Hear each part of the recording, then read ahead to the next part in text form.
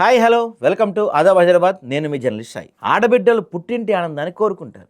మరి ముఖ్యంగా అన్న తమ్ముడు బాగుండాలని, చెల్లెలు లేదా అక్క నిత్యం దేవుళ్ళని ప్రార్థిస్తూ ఉంటారు. పుట్టిల్లు బాగే తమ బాగాగా ఆడబిడ్డలు భావిస్తుంటారు. పుట్టింటిపై ఆడబిడ్డల ప్రేమానురాగాలు, మాటలు రాతలకు అందనిది. అలాంటి ఆడబిడ్డలు ఆస్తుల కోసం, పదవి కోసం రక్త సంబంధికుల ఓటమి కోరుకుంటున్న వైనం ఇప్పుడు తెలుగు రాష్ట్రాల్లో చర్చగా మారింది. ఏపీలో వైఎస్ జగన్ ఓటమిని షర్మిల, తెలంగాణలో కేటీఆర్ రాజకీయ పతనాన్ని కల్వకుంట్ల కవిత కోరుకుంటున్నారు. ఇదేం రహస్యం కాదండి, అందరికీ తెలిసిందే. ఏపీలో షర్మిల మాదిరిగా తెలంగాణలో కవిత ఇంకా దూకుడు పెంచలేదు. అందుకే కవిత రాజకీయ ప్రస్థానం ఇంకా కొద్దో గొప్ప మర్యాదగా సాగుతుంది. రెండు రాష్ట్రాల్లో అన్నచెల్లెల గొడవలతో ఆస్తులు, అధికారంలో వాటా కోసం కావటం విశేషం. ఎక్కడైనా బంధాలే కానీ ఆ రెండు చోట్ల కానే కాదనే షర్మిల కవిత నిరూపించారు. ఏపీలో వైఎస్ జగన్ ఓటమిని ఆకాంక్షించిన షర్మిల ఆ రాష్ట్ర కాంగ్రెస్ అధ్యక్షురాలి ముసుగులో ప్రతి ఊరు తిరిగి అన్నకు వ్యతిరేకంగా ప్రచారం చేశారు. మొన్న ఎన్నికల్లో తాను నాయకత్వం వహిస్తున్న కాంగ్రెస్ గెలుపు కంటే అన్న వైసీపీ ఓటమికే ధ్యేయంగా షర్మిల ప్రచారం చేశారు. ఇప్పటికే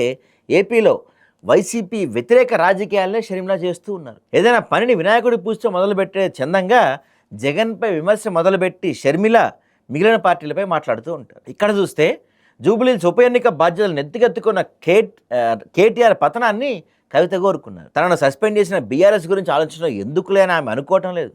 చిన్న అవకాశం దొరికితే చాలు తను అన్యాయంగా పార్టీ నుంచి గెంటేశారంటూ ఆరోపిస్తున్నారు. అలాగే జూబ్లీహిల్స్ ఉప ఎన్నికల ప్రజల దగ్గరికి కేటీఆర్, హరీష్ రావు వెళ్లేదని ఆమె ఆరోపించారు. బావబామర్దిద్దరూ సోషల్ మీడియాలో యాక్టివ్గా ఉంటే గెలుస్తారా అని ఆమె ప్రశ్నించారు. ఏ రకంగా చూసినా బీఆర్ఎస్ ఓటమినే కవిత కోరుకుంటున్నారు. 23 అసెంబ్లీ ఎన్నికల్లో ఏపీలో షర్మిల మాదిరిగా బీఆర్ఎస్ ఓటమే ధ్యేయంగా కవిత విస్తృతంగా ప్రచారం చేసే అవకాశం ఉంది. అదే ఆమెకు ఎనలేని ఆనందాన్ని ఇచ్చే అంశం. అన్నల ఓటమితో ఆనందించే చెల్లెలుగా షర్మిల, కవితల గురించి రెండు తెలుగు రాష్ట్రాల్లో జనం మాట్లాడుకుంటున్నారు, ఆశ్చర్యపోతున్నారు.